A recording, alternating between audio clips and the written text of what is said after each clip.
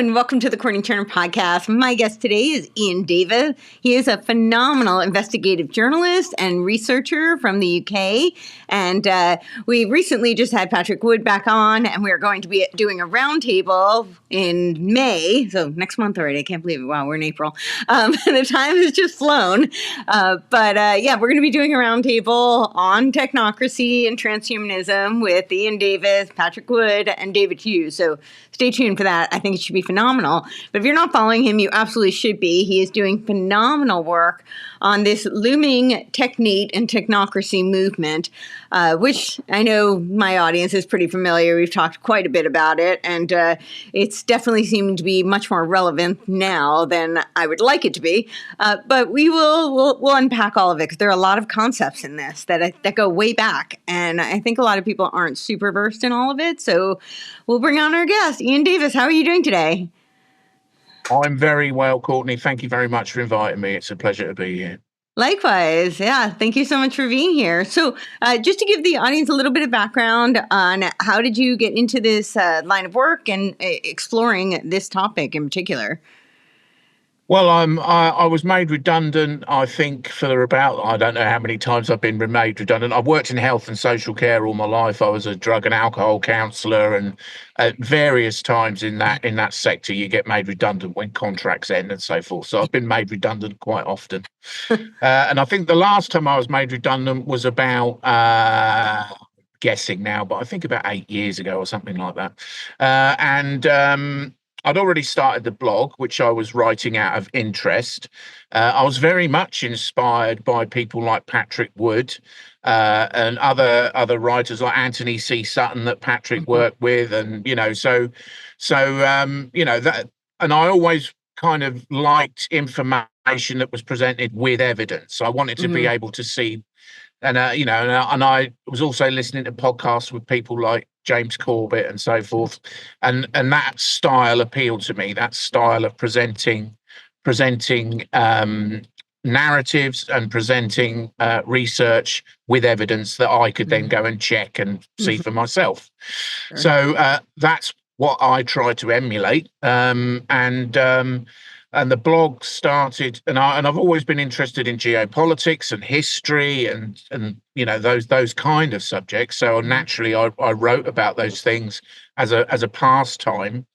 But when I got made redundant, I thought, well, is it possible for me to potentially earn a living doing this? So I retrained. I did a vocational course and qualification as a journalist, and then I started concentrating on the writing more. And I didn't, I had a small amount of redundancy money, and I thought, well, this has got to work quick, otherwise I'm going to be back on the labour market. So, but I was very, very lucky. My work got picked up by a few outlets, and fortunately, I was able to make a go of it. So, I mean, I'm absolutely delighted to have been able to do that, because it's something that I always wanted to do, I suppose. When I was a child, I quite kind of fancied the idea of being a journalist. So it's I'm really pleased that things have turned out the way they have. Yeah, and you're doing fantastic work. What drove you to start diving into this technocracy movement in particular? Well, Patrick Wood's work, his books on technocracy, that piqued my interest. But I think probably what actually made me kind of look at it even more closely was I started seeing all the things that he was talking about. When I started seeing the technocracy being rolled out, and it was notable that's what I was seeing, technocracy. So it was a fairly kind of natural thing to start looking at it in a bit more depth, and say a bit more depth, not more depth than Patrick Wood, I have to say, but a bit more depth for me. Right, fair enough. Yeah. So that's why I started focusing on that. And then I obviously now with the Trump administration, certainly with Elon Musk's very prominent and I would say influential role with that administration, he is openly advocated technocracy. Yeah. And when we say technocracy, I think it's important to make a distinction here, because most people, when they think of technocracy, if we talk about it, Mm-hmm. they think of what I would say is technocratic governance, Mm-hmm. as in governance presented by people that appear to be experts. Mm. So, for a good example, probably in the States would have been Anthony Fauci. He's a during COVID, he's He a is the quote. science. Yeah, he is the Yeah. science. Yeah. So, but I think what the thing is that people see experts Mm-hmm. kind of making policy decisions, Mm-hmm. or it seems that they're making policy decisions. So That's that's the technocratic administrative state. governance. Yeah. Yeah, so that's technocratic governance, but that isn't technocracy. Right. That's just an almost inconsequential part of technocracy. Technocracy is a full-blown socio-political control mechanism. So I think what people think when they think about technocracy is not what it actually is often. Right. Yeah. I think what you're talking about, this rule by experts, this is how we rolled out the administrative state, right? That's what they said, that it would be the Yeah. expert class. Yeah. And the way I kind of look at it is like that's the precursor for technocracy. You couldn't actually have a full technocracy without ushering that in first. You have to lay the groundwork, which does seem to be kind of their MO. They've been working for such a long time. And I know you brought up Trump, and I was just commenting on how, you watch this Overton window just keep shifting. And I keep pointing out, like, we had, I guess 5 years ago, you had all these people who traditionally, they wore the label, right? Their identity on the left was that they were anti-vaxxers, right? That was very traditional leftist kind of, point. Like they were, that was their identity. And then we had the medical freedom movement sweep in, and suddenly they were labeled right wingers. So you had all these people, and a lot of them were very confused. They were like, "Wait, I'm not. I've been a Democrat my whole life, or I'm not political, or but I've been an anti-vaxxer the whole time." And suddenly the medical freedom movement comes in and gives them this new label, and we move the Overton window. And now I'm seeing something really similar, where you had all of these quote unquote Republicans here, in the United States. They're Republicans. They identify as Republicans or right wingers or libertarians, what have you. But, they would have a year ago said, I'd never buy an electric vehicle. This is a whole, Club of Rome, limits of growth, climate nonsense narrative that they're pushing. And Elon Musk gets put in under the Trump administration. And suddenly all of them are marching out. I can't say all, but a lot of them, I know firsthand, are marching out to buy Teslas. And it's just, I'm like, okay, here we see it, the Overton window. Once again, we're just shifting it. But I think that a lot, and I'm curious your thoughts on this. I know here, and I think it's very important to get the United States kind of under this umbrella. Because I do think the Technate is, the vision for it is global, and we can unpack some of that. You can, help me with that. But I think that they couldn't have done it under the left. I think they think there would have been too much pushback. And unfortunately, I'm not one of those people who thinks that nothing good is happening and that we should just, boo and trash everything Trump is doing, because I just don't think that's productive at all. And I don't think it's factual. And any opportunities that arises, it means you're probably going to miss it if you're either really busy cheering rah rah blindly, or if you're on the other side just completely blackpilled. And right now I think people need to seize whatever opportunities there are and recognize them first, and then seize them, because that's the only way humanity can survive. So I will say that. However, I do think it looks like he has been a really good vehicle for ushering in this whole infrastructure to lay down the groundwork for this technocracy. And then, of course, J.D. Vance looks like, the great successor that they'd like to pick as their Technate king. So what are your thoughts on some of that? Yeah. Yeah, I mean, I think very similarly. I mean, I think what we're seeing is a kind of, if you think about the globalist agenda, so I agree with you. The ultimate objective is to roll out technocracy as a kind of operating system for a global system, a system of global governance. Mm-hmm. if you think about how that has been presented probably up to the 2016 election and after, even, and certainly more after the 2020 election, US election. Um, the idea is that, it's all about sustainable development. It's all about saving the planet. It's all about, in terms of, then we had COVID. So you can introduce these kind of control mechanisms for those reasons. You're acting responsibly and saving your fellow human beings. All you need to do is give away all your rights and everything will be fine.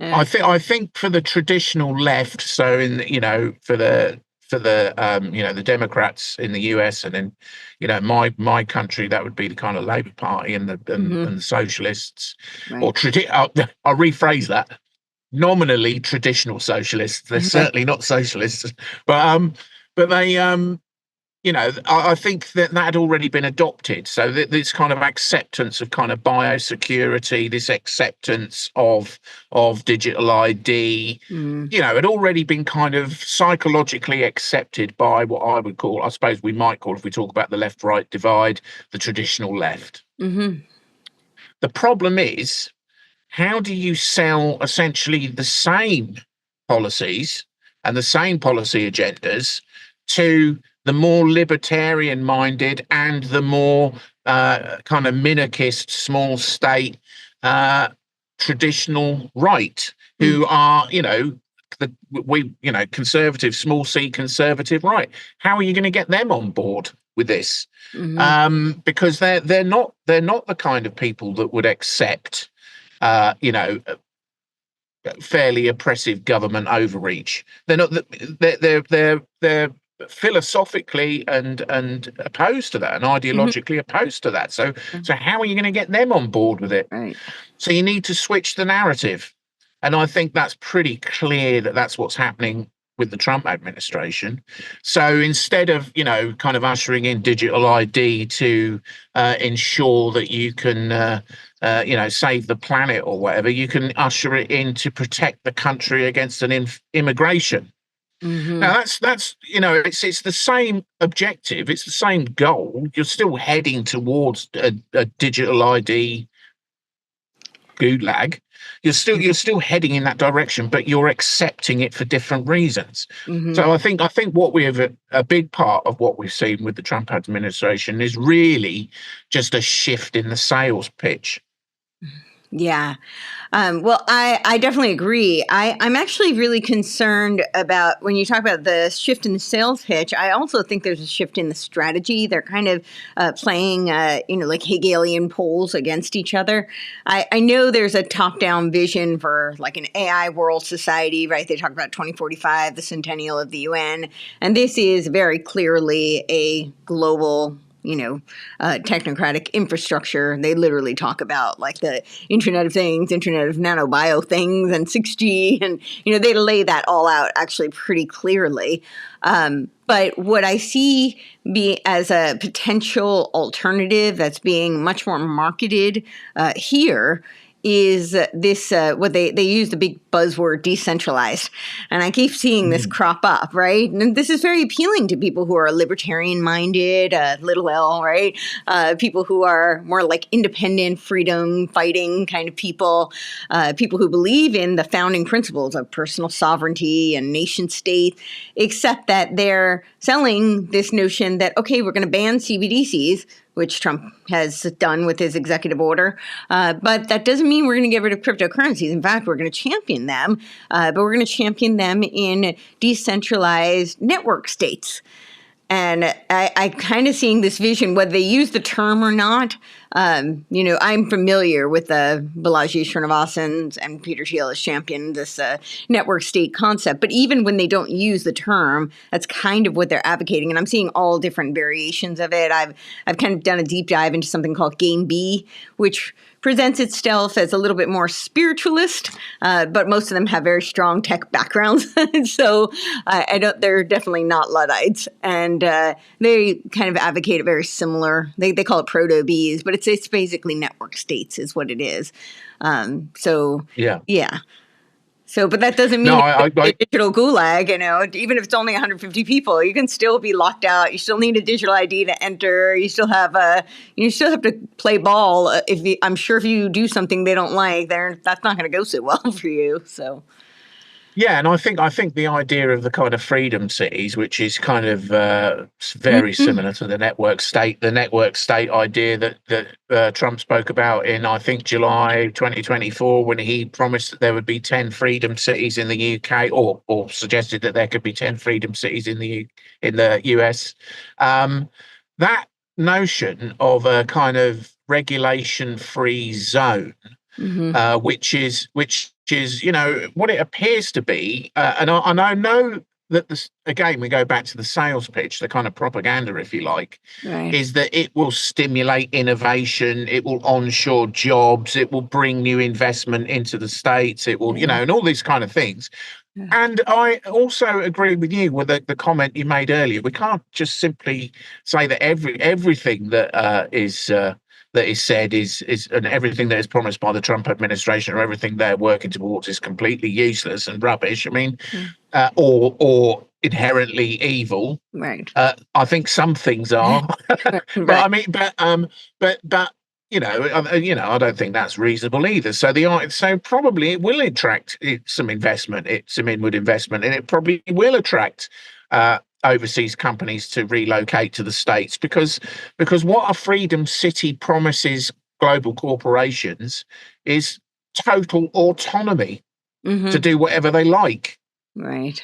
So if you are a company like Pfizer, then who would not want to go and set up your business in a freedom city where you've got no regulatory oversight whatsoever, other than the regulation that you yourself define? Yeah. I mean, what's not to like about that if you're a Right. corporation? Sure. But I certainly wouldn't want to, I mean, I think initially what we'll probably see are projects that are very much based upon, kind of, in the UK, we would call them, purely kind of industrial units, industrial working, innovation kind of centers and this kind of thing. But ultimately, they are talking about people living in these freedom cities. And certainly that's what the network state is all about. So that means that you would be living in a city that is controlled complete. There's got no democratic oversight in it. No kind of, well, it's feudalism, isn't it? Basically, I mean, this isn't a new idea. Actually, this is a very, very old idea. Right. So you'd be living in this kind of deregulated state under the rule of oligarchs. I mean, that's what it portends. I mean, of course, it doesn't mean that that's where we have to end up being, but that seems to be the idea on the table. And as we spoke about the articles that I wrote recently, where I explored this notion of something called the Dark Enlightenment. Yeah, so it's and part of that is one of the kind of leading lights behind it, a guy called Curtis Yarvin. He's spoken about a patchwork of realms. So going to your point about decentralization, that is very much how this is envisaged. So it's envisaged that you would have this network of independent realms. We could call them freedom cities. We could call them 15-minute cities. It's the same. It's all heading in the same direction, but it's just, as we said earlier, it's just a different slant on how you get people to buy into it. Right. So this network of decentralized, privately funded realms, that would effectively form, I believe, and I think it's fairly kind of clear, that the model of a technate that is proposed today is not quite the same as the original model of a technate that was proposed by Technocracy Inc. back in the 1930s. I think it's probably likely to be more something like an administrative or technological zone of deregulation and free and hands off, do whatever you like investment, than than a geographical power block. I think this is probably where we're heading, and decentralization enables that networking to happen. Right. It looks to me like they're kind of trying to play out both strategies to see what works, because it does look like they would like to create the regionalized blocks, to actually build out they're talking about Greenland and Canada, right? I mean, it does look like it looks like the Club of Rome map. It looks like the Technate map. But I think they also are playing this, the decentralized network state idea, because they're trying to see what will pan out. I think they don't necessarily know, but they seem to do beta tests. That's kind of seems to be their MO. They do little beta tests, and then they see what's successful, and then they refine their tactics based on how people respond. Oh yeah, no, definitely. That is very much part of a kind of underpinning part of the philosophy, certainly that's been adopted by Peter Thiel, for example, of accelerationism, which is this notion of of exploiting what the economist Jovis Schumpeter called creative destruction, which is a cycle that he said was inherent to capitalism, where when one market a new market destroys an old market. So you capitalize on that in an investment strategy that they call accelerationism, which throws capital and investment at startups to do precisely what you said, to just see what happens. The flip side of that is that the capital is based on the equity that the investors have already seized before they make the investment. So if it goes belly up, they recover what they can. But I mean, we can see that, for example, with brain neural interface technology, with brain to computer technology. Right. You've got, for example, Peter Thiel. He invests in Elon Musk's Neuralink, but he also invests in BlackRock Neurotech, Right. which are two competing research projects, really. Yeah. So he's invested in both, and he's invested in both using accelerationism. He's throwing capital at them to see what will happen. Right. And the notion very much behind Yarvin's network of realms, and he spoke about this idea of sovereign corporations, is that the winner takes all.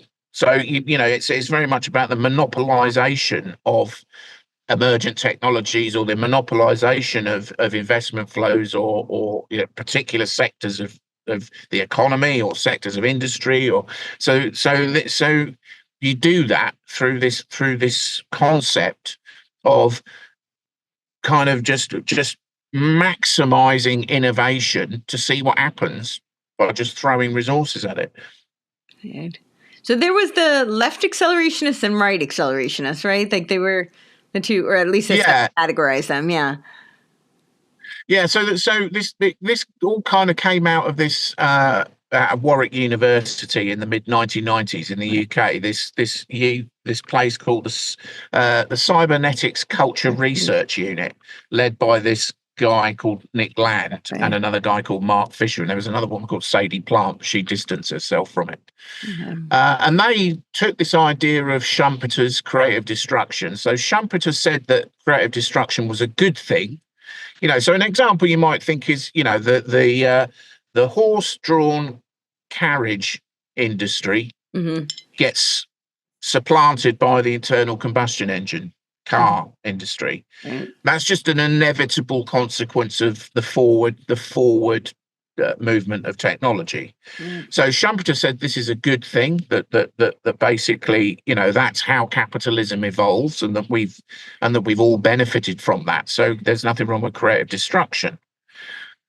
Then there is the notion of this thing called the singularity, which is this point at which technology becomes self-perpetuating, which preoccupied. So you've got these two things. You've got creative destruction and the singularity, which is preoccupying the philosophical thoughts of this CCRU unit in Warwick University.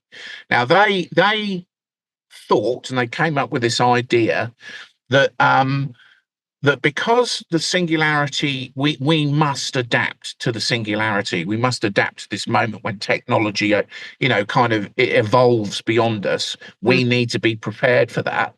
We should therefore use creative destruction not just assume that creative destruction kind of naturally happens as part of the cycle of capitalism, but make it happen, like kind of capitalize on all crisis and really kind of zone in on this notion of creative destruction, break apart existing capitalist social structures and economic structures, financial, break it all apart, kind of throw everything up in the air and accelerate towards this new kind of model of creatively destroying investment, this kind of aggressive investment in new tech and new startups to try to smash the hold of the old markets and the old perhaps monopolies that dominate markets. So it's this constant kind of hyper aggressive capitalism. So that's what they were suggesting, not because in their view that's the only way that we were going to be able to survive the singularity. So part of that was that we ourselves have to evolve in keeping with technology. So we have to become what they call technoplastic beings. So we have to become cyborgs. Right. We have to have chips implanted in our brains. We have to meld with technology. Well, this is precisely, isn't it? I mean, this is so if you're aware of that, and then you look at what is actually happening, it is fairly clear, and especially when you've got people like Peter Thiel who are openly admitted they're on board with this.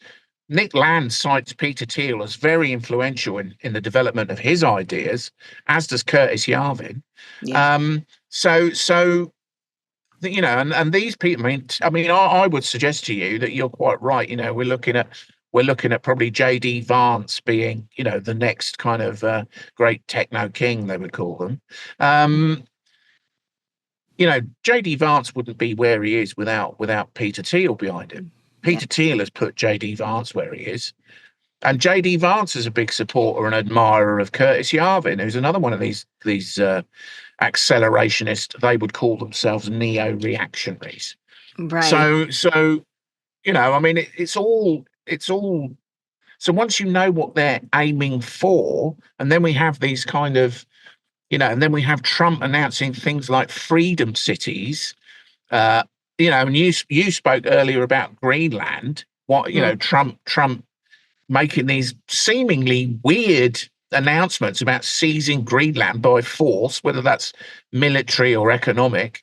Well, that is, I would suggest that is because these people with this kind of darkly enlightened technocracy in mind, what we might call Govcore technates, with that in mind, they want to build this freedom city on Greenland called Praxis. I did a whole thread on it. Yeah, right. So that's what they're after. I know that Greenland has got military. In terms of defense, it does make sense. Yeah, and resources. But in terms of defense, you've already got the Pacific. The US has already got the Pacific space base on there, hasn't it? Right. So presumably that's. I know it's not supposed to be, but I would imagine that it's probably got military capability. So it's not. There's already defense capability on Greenland as far as the US is concerned. So whether or not they see a pressing need to. Who would be the enemy? I guess would they be asking? Because isn't the Trump administration supposed to be patching things up with Russia? So who's the enemy? Right. Theoretically speaking, that's a good question. Theoretically, yeah. Well, and also Nick Land had, when you talk about Vance and his, being very impressionable to Peter Thiel and this whole neo-reactionary movement, didn't Nick Land also do this like hyper racism manifesto that he wrote? Oh yeah, I don't know. Did he? I thought I know Yeah, I'm pretty Yarvin sure he did. did. He might pull it Oh, up. is that? You have to go to the Wayback Machine for it. I don't think it's on like the regular web anymore. But I think it's really interesting because it's very much what you're seeing with a lot of this. So you kind of have these two things going on in the Trump movement, which I think are wedge operations. But you have obviously the technocratic movement. I think that's a little bit more overt. A lot more people are aware of it.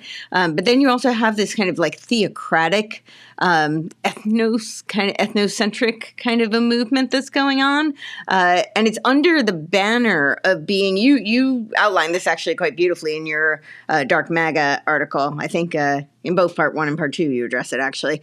But this, they do it under the banner of Christianese. I call it Christianese. It's not quite Christian, but it's like legalese. Yeah. It sounds legal, but same thing I think they're doing. But it's under that banner as a justification because they know that it'll appeal to the traditionalist right movement. But it's advocating things that are like openly racist, like openly like Nazi-like, which is not very American, not very Christian. So it's very interesting. But when you look at when you look at Curtis Yarvin and Nick Land's history, it does kind of make more sense because they were advocating some of those principles.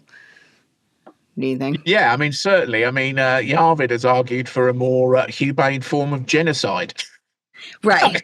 I mean, he's he initially. I mean, the quote that I selected for the piece was actually that where he said we need a humane form of genocide, and then they're talking about because to get rid of the undesirables. But we can't actually kill them because genocide's bad PR. So what we'll do is we'll wall them up inside virtual reality cells like bees in a beehive. But he also, prior to that, which I didn't put in the article, perhaps I kind of wish I had done now. Prior to that, he said the reason that he got to that point, discussing about how to get rid of the undesirables, is that you couldn't turn them into biofuel. Which the logical thing would be to turn them into biofuel. Right. So, but we can't do that because people are a bit icky about that kind of stuff. So we won't. So we'll have to just wall them up inside virtual reality cells. So they'll effectively be mentally and emotionally dead. But that's okay because we can turn them into technoplastic beings and make them cyborgs and get them to do what we want.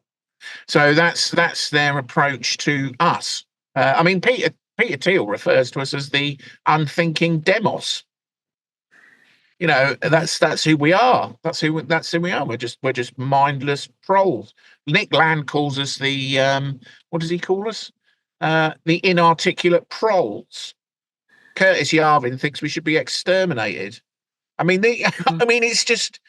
I mean, it's horrific what these people have got in mind. They're kind of eugenicist inspired perspective, and I mean, Yes. yeah, there certainly are racist aspects to it, but it's believe it or not, it's worse than that. They're not just racist; they are anti-human. They're anti-human. They're opposed to humanity. They're opposed to it. Which, funnily enough, talking about that flip side of the coin.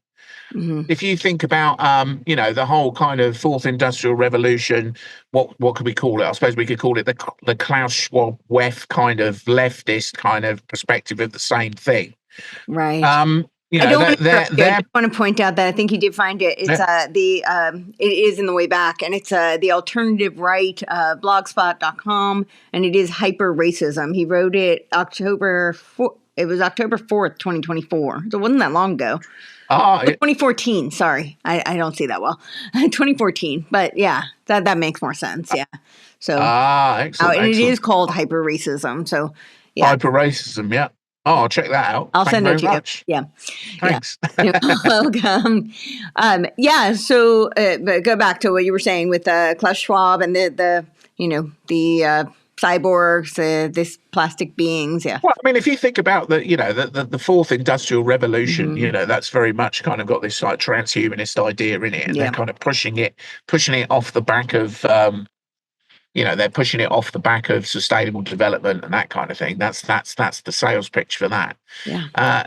But now we get this alternative narrative that it's still transhumanism. You still need to let Elon put a chip in your head, but now it's so that you can avoid the horrendous cataclysm of the singularity.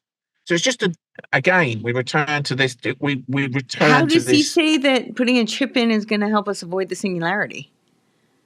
Well, because that's how we become technoplastic beings. Like that's how we become. I mean, obviously, bring the singularity. Well, no, because we'll be able to cope with the singularity. So the point is, they know they're absolutely hell bent on. Yeah. I mean, this is the weird thing. They're kind of like warning against it, but at the same time, doing everything they possibly can to make it happen. Yes. Yeah.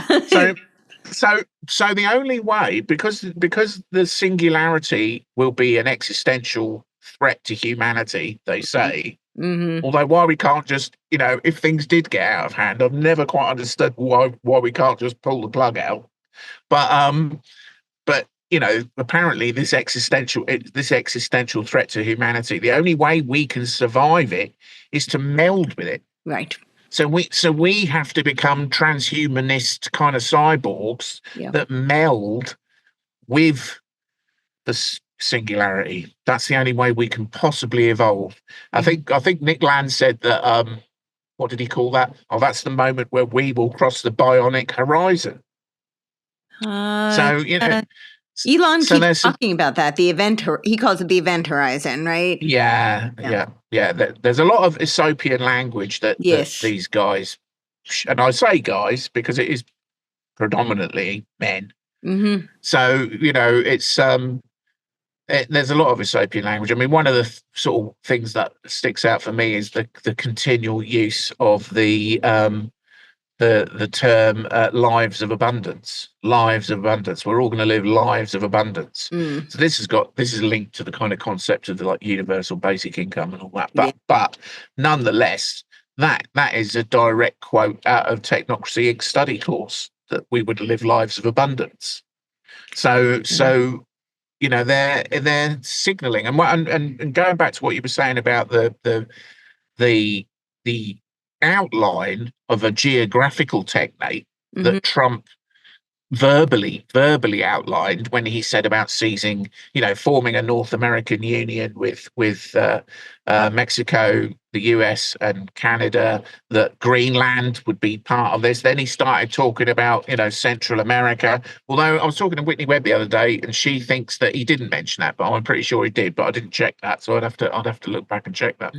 But so verbally, he's mapped out the Technate, the North American Technate that was on the cover of Technocracy Inc.'s 1934 publication of what they call the study course, which is where Technocracy, that's that map there, where Technocracy was first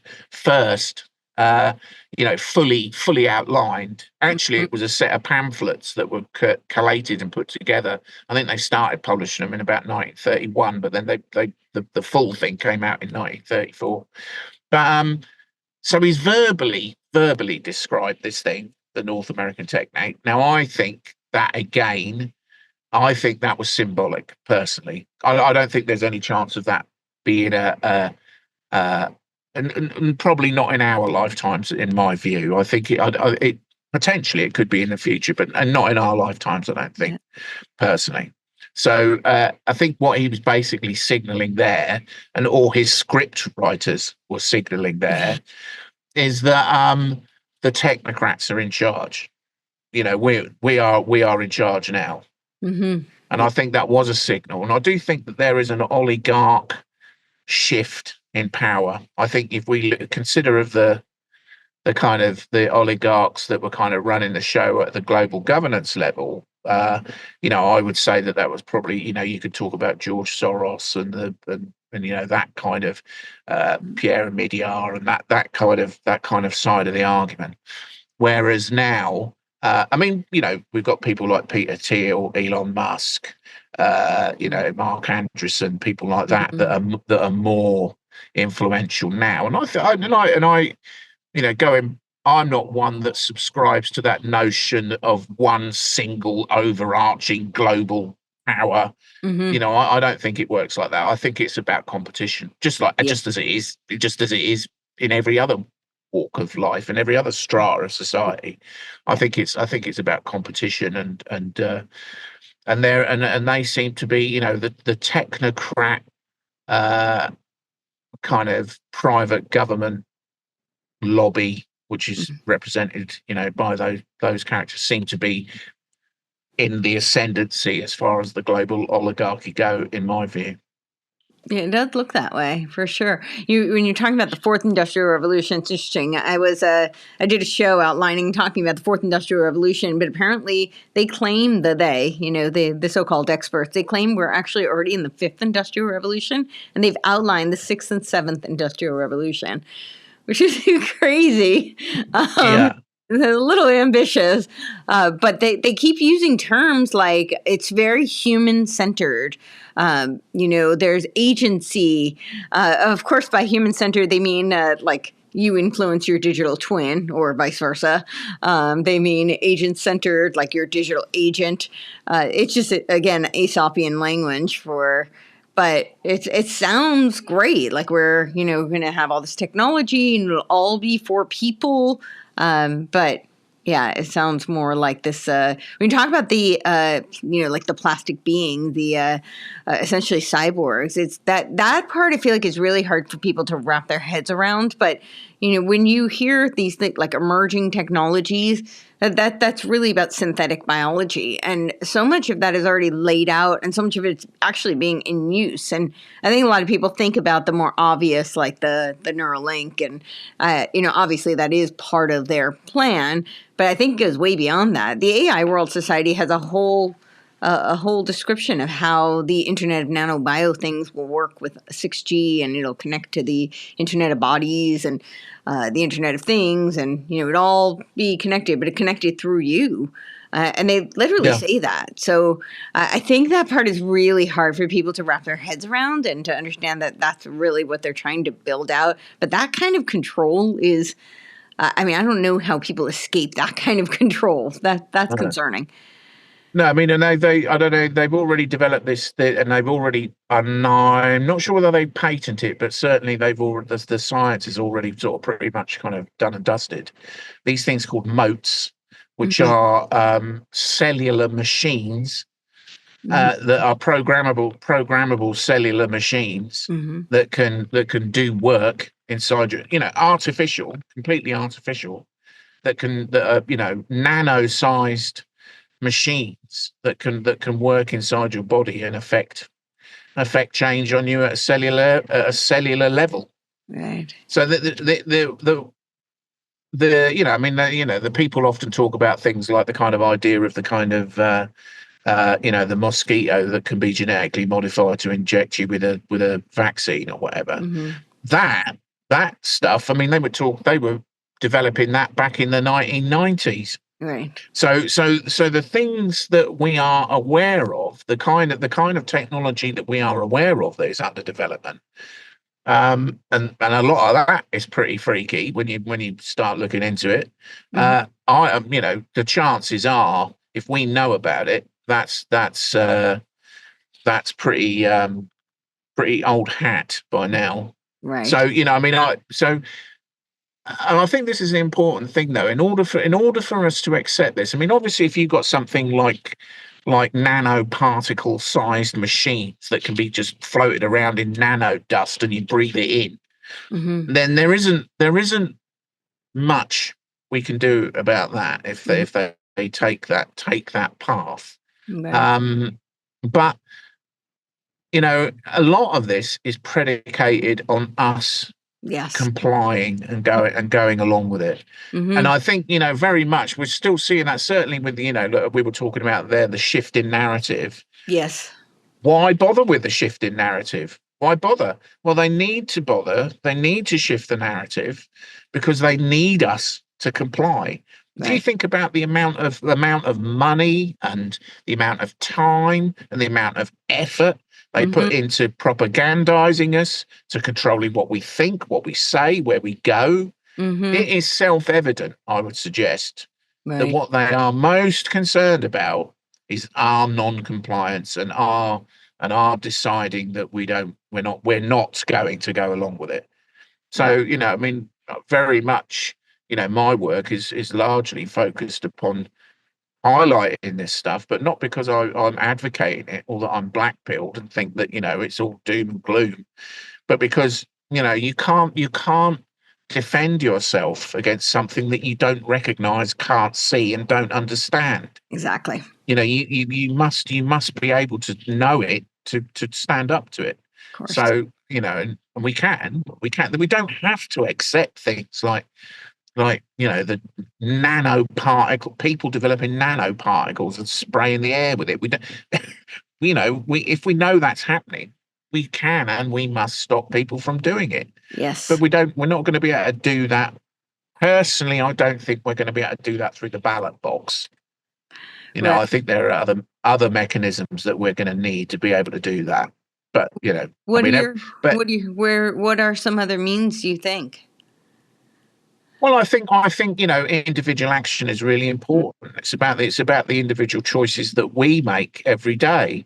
Yeah, so I mean, I think one of the things that is important is that we realise that the power of our wallet is pretty important. What we buy, what we choose, what we choose to spend our money on, our hard-earned money on, can make a real difference. So, for example, if we choose, to use an example, we choose not to buy Teslas, then Teslas aren't going to have a business. It's as simple as that. Right. So, we can do that. We can do that. We can, the American people could just say, I'm not going to buy a Tesla because I don't want Elon, I don't want to go down this path towards technocracy. But if you don't know the path, you're on that path. Right. You can't. This is you the can't do narrative, it, though, right? And they're so effective at this narrative. It's mind-boggling to me to see the people who are rushing out to buy Teslas right now. Who a year ago it would never have done that. So it is crazy, isn't it? Yes, all the power of the narrative. Yeah. And Yeah. shifted. And I mean, they're but the point is, if you know that in doing that you are moving one step closer to technocracy, which is tyranny. Yeah. Would you still go and buy a Tesla? Probably not. Right. I mean, other things that we can do that I think are more effective, like, I mean, something that Catherine Austin Fitz from the Solari report often talks about, and she's absolutely right, is that, we must not lose cash. We must not lose cash. I was going to ask about the whole crypto movement. Yeah. Yeah, we can't afford not to have cash. Right. So if you go into a store or something like that and they say, I'm sorry, it's we don't accept cash, then leave. Don't even if you need to buy something in there, don't buy it. Leave. Go and buy it from somewhere that will accept cash. If we all did that, there's no way they could get rid of cash. Right. So we undoubtedly have the power. But we just need to, I think, exercise our own agency. And there's me saying it now. We exercise our own power and authority, sovereign authority, and like, make a change. We can do that. Yeah, no, I agree with you. I think we absolutely do. And I think that I always talk about how they want us to opt in. So there's a lot of things they could do coercively, like you're talking about things like smart dust. There are things they could do.